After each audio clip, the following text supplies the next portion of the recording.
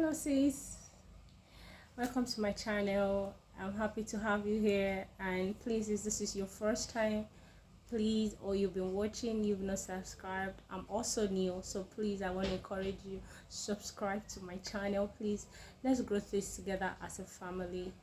Okay, now while you are here, I want to quickly talk about, based on the last discussion we had about how I lost my pregnancy, and I want to talk about the pain that is not physical. This one is not the physical pain that we had while the miscarriage was ongoing. No, I want to talk about the mental pain and the emotional pain that we go through.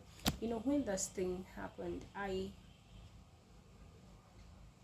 at first I didn't know I have actually lost the baby until I went for the scan. In my mind, I was still doing, my baby is not blood, my blood is not baby, my baby is not blood, my blood is not baby. So I still had hope that my baby was still intact. So when I went for the scan and the sonographer was like, madam, there's nothing here, I'm like, check again. She was like, madam, this is the third time, I'm telling you, there's nothing here, your uterus is empty, there is nothing in the womb, inside the womb. That was when it dawned on me that I've actually had a miscarriage. That was when my reality set in. Now, it was no longer physical pain that I was feeling. I was mentally disorganized. I started asking myself a lot of questions. What did I do wrong? What did I do wrong? Is it because of the clothes? Is it because of the activities I was doing at home? Oh, who did I why me? Like, why me? Other women get pregnant, they have their babies, and why me? Why do I have to be this? I started asking myself a lot of questions, and the more I was asking myself those questions mentally, the more emotionally I was reacting. I was crying, I was in pain, I was crying. Why me? Why me? What did I do wrong? All those things are normal stress or trauma. I think they call it post-traumatic stress disorder. Yes, it's something that everybody faces when you're going through something so terrible. Yes, you begin to blame yourself. If possible, you start blaming people around you. Oh, maybe it's your husband that caused it, maybe it's your boss, maybe because of the too much work he gave you, maybe it was your friend, maybe because of they're just, the situation of just wanting to look for somebody to blame. I was blaming myself. I was angry that I didn't take care of myself. I was angry that I didn't do the right thing. I was angry that I was pregnant on time. So I was just blaming myself a lot of things. Now, what I actually did, or like, normally, there are some people, they'll be like, Abi, is you, my village people. Yes, yes. Yes, especially if you're here with me in Nigeria. Of course, you'll be like, Abi, is my village people. Is it one winch?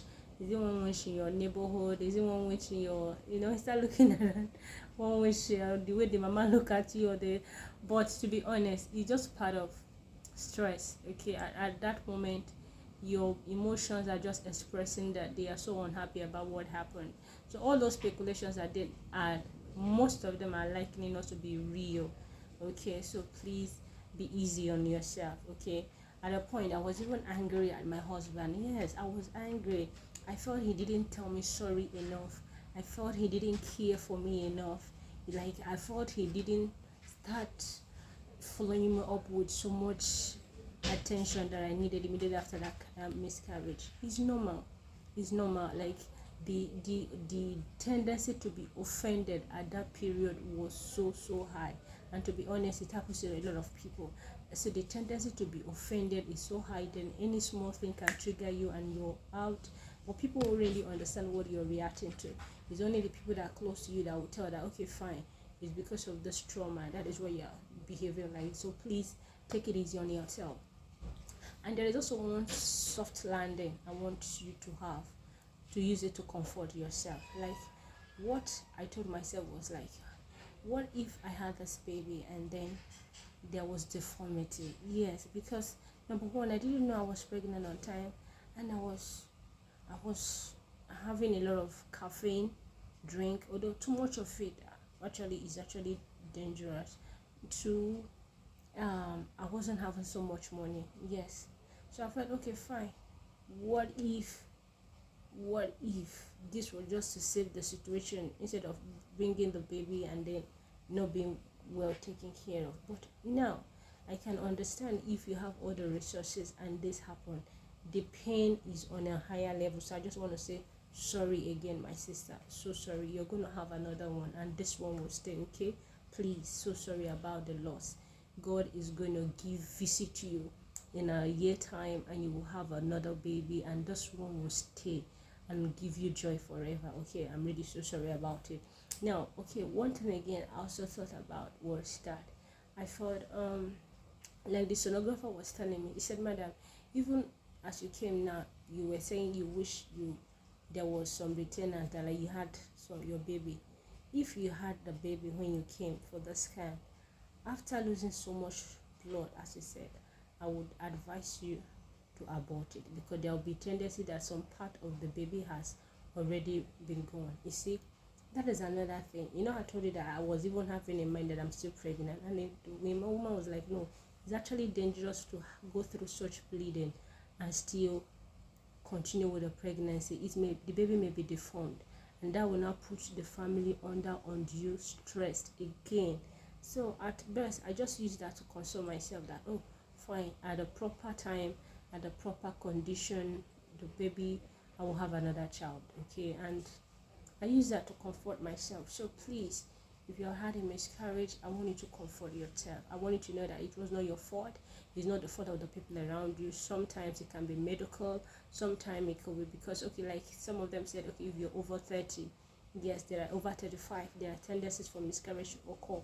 Fine, I believe that also. So please, whatever it is, I want you to know that the next one will stay. The next pregnancy will stay. The next pregnancy will stay. It will stay. And I want to use this to encourage you, okay? Don't give up. And next video, I'm going to be discussing with you some things you can do, which the doctor advised me to prepare, okay? Since I'm over 35, she said there are certain things I need to do to prepare my womb for conception, so that when the baby comes, it will not be able to slip out of the uterus. So in my next video, I'll be sharing with you some things that you need to do to avoid miscarriage if you are over 35 years old, okay? There are things to do. I didn't know about it until this happened to me and I got this lesson. So please, I want you to follow me up. I want you to tune in next week to watch the video. I love you. I appreciate you. I am rooting for you, okay? I am rooting for you. I will be here and I will receive the good news of your next baby, okay? Please subscribe, share to your friends, use this video to encourage them, okay? I want to hear what God has done for you, that you have finally carried your baby again and again and again. All right, I love you, and this is Hannah from Hello Sis. See you. Bye. Okay.